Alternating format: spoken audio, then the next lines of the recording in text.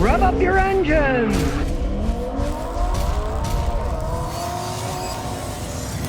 Scotty, what's your opinion on Toyota diesel engines? Are they as good as your gasoline engines? Well, yeah, they make great engines. No, they don't sell hardly any diesel engines in the United States. And I've got friends in Australia, England. They love driving those Toyota diesels. They take them in the outback and they run forever. No, they make good diesel engines. So the Americans aren't into diesel engines. They probably never will be now with pollution control and stuff. So, you know, what the heck. They are good engines, but you're not going to find too many in the United States. And just realize, if you buy one in the United States, when they do finally wear out, good luck finding somebody who's either going to fix it right or be able to get the parts to fix it right. So it's not a good idea to buy things that aren't sold here. Over time, when stuff breaks, it can be a real pain in the wazoo. It's Joro, so Scotty from Canada. Ford Fusion, 2009. 200,000 kilometers. Says made in Mexico. I have an offer. Not sure if I should take it. You're thinking about buying it. They're okay new, but then as they age, they have transmission problems, bearing axle problems. There's many better vehicles. Look at Toyotas and Hondas. They're 10 times better built than those things are. I wouldn't buy it. Joss Multi-Tool says, Scotty, do you know if 04 Sienna CV axles go bad? Only if you hit stuff or eventually the boots rip. All CV axles have an inner joint with the boot, then an outer joint turns the wheels with the boot.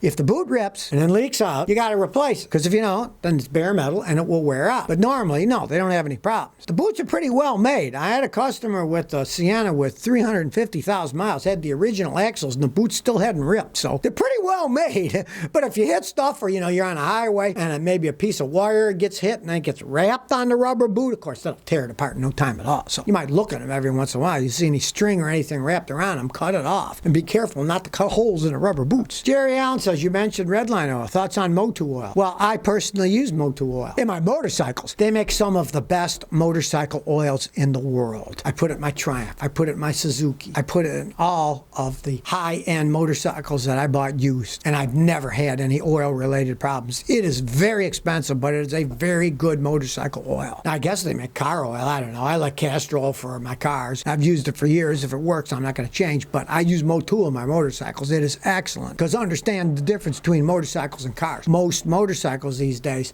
the engine oil and the transmission oil is the same oil. It's all in the same system. So not only does it have to take the beating of pistons going up and down and lubricating valves, it also has to take the shear pressure of gears spinning, pushing in the shear pressure. So you got to have special oil for motorcycles if you want them to last. And Motul makes a great motorcycle oil. F says, I got $15K to spend because my car got totaled. What car truck should I get to get my money's worth? Well, numero uno, you're going to have to buy a used one because you can't get anything new for 15 grand. What do you want? You want a dependable medium pickup truck? Get a Toyota Tacoma. They can run forever. You want a car that's luxurious enough it can run forever? Get a Toyota Camry. They can run forever. Or any of the Honda products. They're excellent products too. You're going to have a hard time because with this coronavirus, the prices are high and it's very hard to find good used vehicles. But start looking. Use Craigslist. Watch my video. How to check out used cars. Ask your friends. You never know. Somebody's selling something. You can always get a good deal if you wait. Be patient. Don't just jump at the first thing you see. That's the biggest mistake of buyers. Rich Booth said, I got an '07 Jeep Patriot. Bucks and stalls after you fill the tank. But after 15 minutes, it runs normal. Yeah, you probably got a problem with your evap system. When you fill the gas tank up, all the air that stinks that's in the gas tank, because it's on top of gasoline, has gasoline vapors in it, has to go somewhere. It goes through the evap system. And if the evap system isn't working right, it throws all that air fuel into the engine. Then the engine will be running too rich and flooded out. But once you drive it for a few minutes, all that's burned off and it doesn't do it anymore. So have your evap system changed. Sometimes it's a evap canister. They'll often go bad, they'll flood with fuel, and they'll go that long, 10, 15 minutes, and then they clear out. You're getting too much fuel, odds are. So definitely check that out. Also, realize that if you have, say, a leaking fuel injector, once you fill it up and then start it up, the engine could be flooded out from that. Now, of course, that will also happen, though, even when you don't fill up the car. You filled your car up yesterday, and then you go to lunch the next day, and then when you come back in, it still has the hard start, then you got a different problem flooding it out. But if it only does it when you fill it up at the gas station, yeah, you got a problem with the evap system. Could easily be a bad evap canister. Hey, Ashton Anderson, Scotty, my car would start yesterday if I drove it for a mile and turned it off. The interior lights dimmed. It worked after an hour. What could it be? Often, that's a bad alternator. If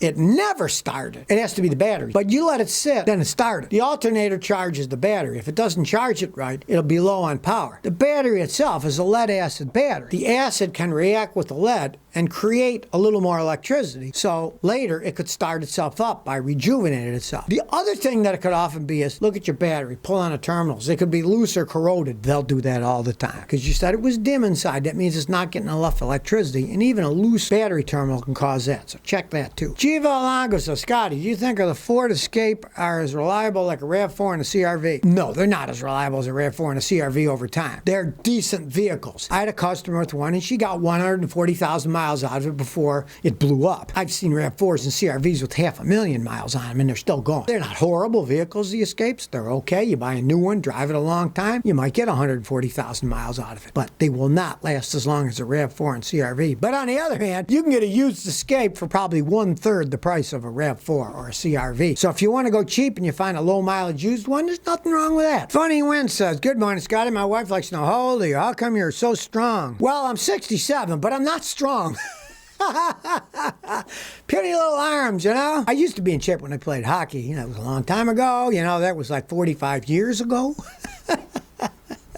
But I'm trying to stay in shape. I'm on a diet now, and I've lost 13 pounds so far, so I'm trying to stay in shape. The Kilmer family is kind of interesting. Until my son had his daughter, Jade, my sister was the only female Kilmer in the last 100-something years. Didn't have any girls, but my son's having a girl in Boston now, coming out in a couple of months, so she'll be the third one Kilmer girl in 100-something years. So that's just, genetics. Easy Money 74 says, Scotty, I bought a new 2021 Tundra because it's the last year of the 5.7 V8. What do you think of the 2022 Tundra with the turbo V6? I don't like the idea. Toyota makes good vehicles, yes, but the whole thing of a Tundra is it can run forever. It can pull a lot, and it doesn't break down. I've seen it with 500,000 miles, original engine and tranny. There's no way you'll get 500,000 miles out of a turbo V6. I doubt that even Toyota's going to make them to last that long. There's too much power ramming into those engines from the turbos. That's just how it goes. And a V8 engine is just stronger than a V6. It's bigger. They went to the turbo V6 because they put out horsepower. They get better gas mileage with all this modern technology stuff. I don't care. You buy a Tundra because you want it to last 400,000 or 500,000 miles. And I think you made a very smart move buying one of the last of the great V8s they put in the Tundras. It should last you a really long time. You too, so Scotty, how long do a set of front brake rotors last? My car stops on a dime and the steering wheel doesn't shake when braking hard. Well, it depends on how you brake and how your car's manufactured. My Toyota Celica's got 230-something thousand miles on it. It had the original rotors up to a couple of years ago, and they still work fine, but a company gave me free ones that I was testing out. Turns out it was a Chinese company, and they warped. They were garbage, so